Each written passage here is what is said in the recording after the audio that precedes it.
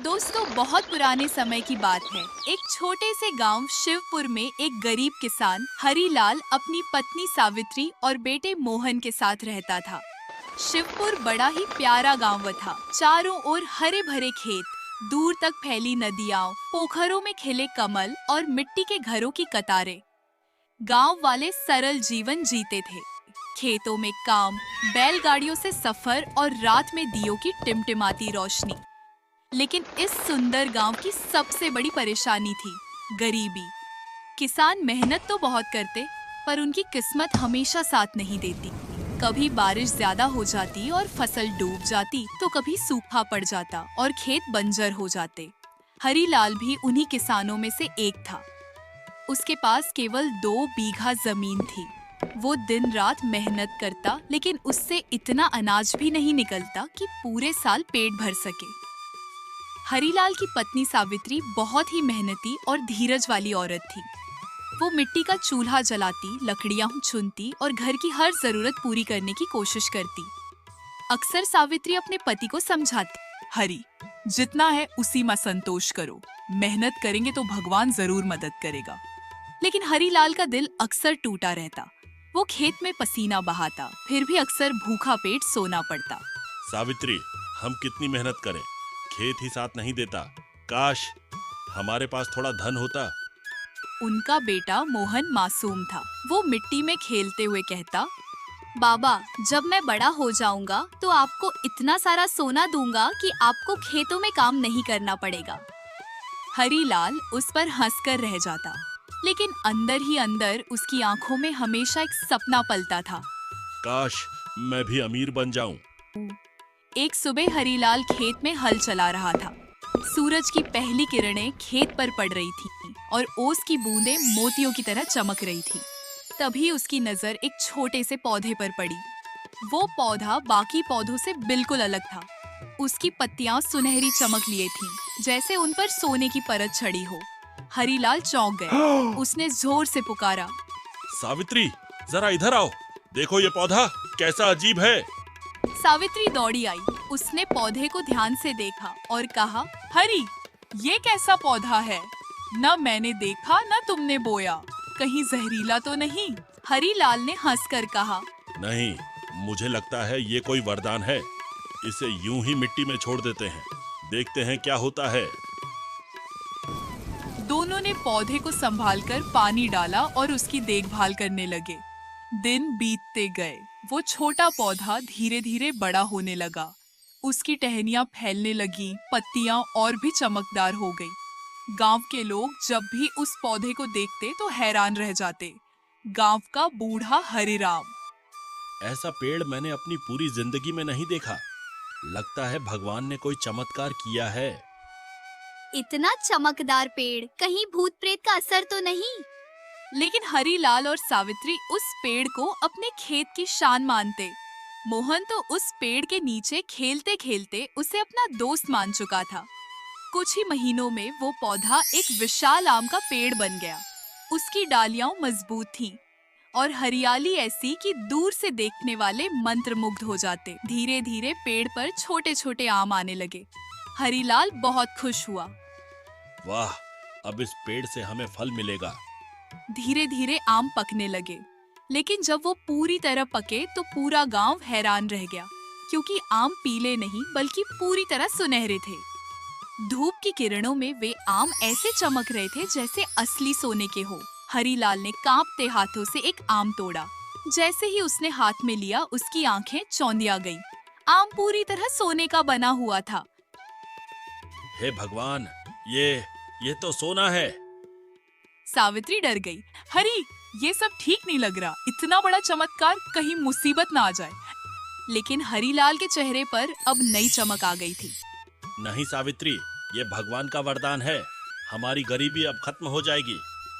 अगले दिन हरीलाल एक सोने का आम लेकर गांव के व्यापारी सेठ जगन्नाथ के पास पहुंचा। सेठ ने आम देखा तो उसकी आंखें चमक उठीं। अरे राम, ये तो सोना है। कहाँ से लाए हरीलाल? हरीलाल ने गर्व से कहा। ये मेरे खेत के पेड़ का फल है। सेठ पहले तो हंस पड़ा। पेड़ से सोने का फल, ये तो नामुमकिन है। लेकिन जब उसने कसौटी पर घिसा तो वो असली सोना निकला। उसकी आंखों में लालच चमकने लगी। उसने तुरंत हरीलाल को अच्छा खासा धन देकर वो आम खरीद लिया। हरीलाल जब इतने सारे पैसे लेकर घर लौटा तो सावित्री और मोहन की आंखें फटी की फटी रह गईं। मोहन उछल पड़ा। बाबा, इतने सारे पैसे, क्या अब हमारे पास भी नया घर होगा? हरीलाल ने हंसकर कहा। हाँ बेटा, अब हमें कभी गरीबी नहीं सताएगी। ये पेड़ हमारे लिए भगवान का वरदान है। सावित्री ने भगवान का धन्यवाद किया, लेकिन धीरे से बोली, हरी, ध्यान रखना, वरदान अगर गलत तरीके से इस्तेमाल हुआ तो अभिशाप भी बन सकता है।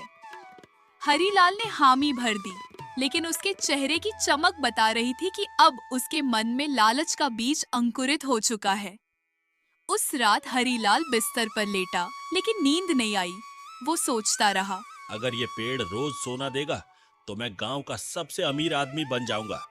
खेत खरीदूंगा, हवेली बनाऊंगा और गांव वाले मुझे सलाम करेंगे।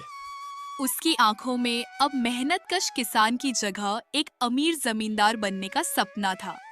सुबह हुई, गांव के मुर्गों की बांग गूंजी, सूरज की किरणें खेतों पर पड़ी, लेकिन हरीलाल का मन अब पहले जैसा शांत नहीं रहा था। वो बार बार पेड़ की ओर देखता। हर डाल पर सोने जैसे आम चमक रहे थे। उसके मन में एक ही ख्याल घूम रहा था, अगर ये सारे आम बेच दूं तो मैं रातों रात अमीर बन जाऊंगा। सावित्री ने हरीलाल की बेचैनी देखी।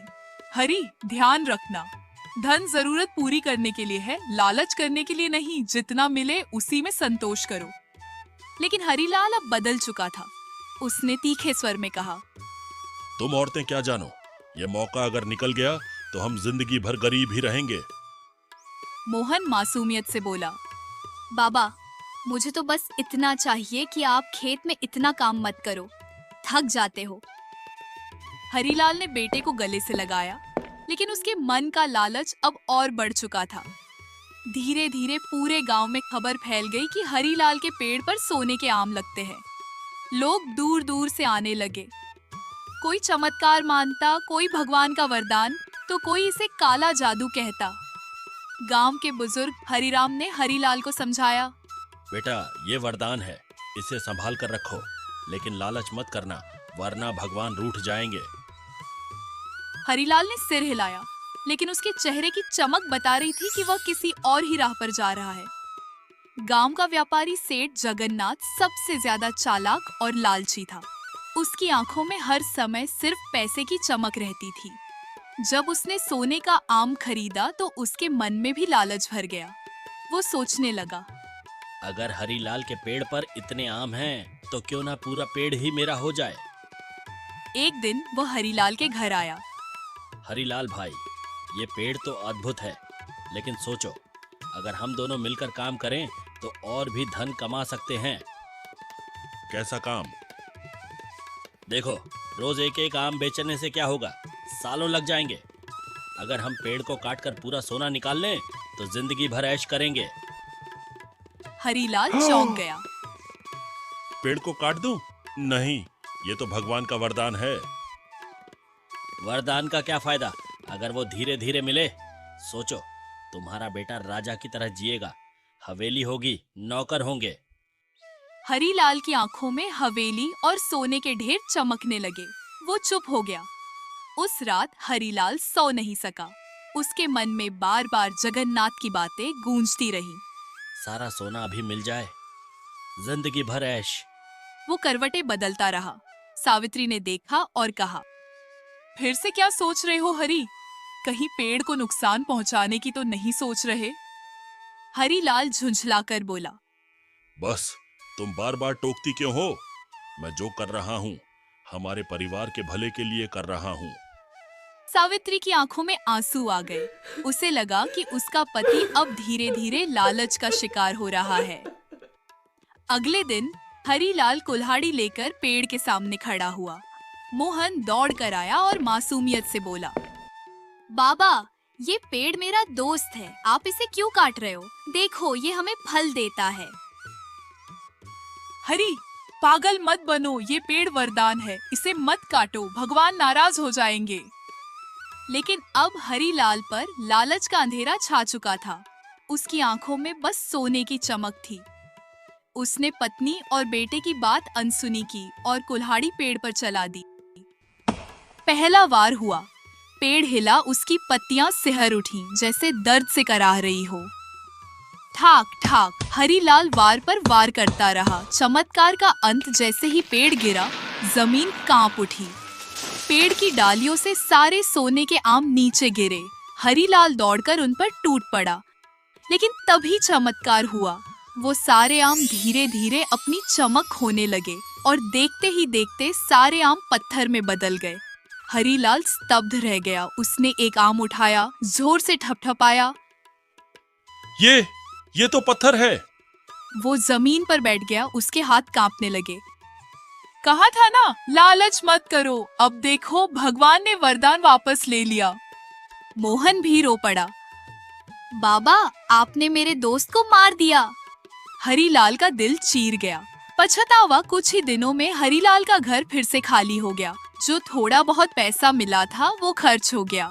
अब न सोने के आम थे न पेड़। गांव वाले आपस में कहते, देखा, लालच का नतीजा यही होता है। हरीलाल टूट चुका था। वो रोज उस जगह जाकर बैठता जहां पेड़ खड़ा था। आंखों से आंसू बहते और वो बुदबुदाता, हे भगवान, मैंने अपनी लालच से सब खो दिया। काश मैंने सावित्री की बात मान ली होती। काश मैं संतोष करता। गांव के लोग इस घटना से बड़ा सबक सीख गए।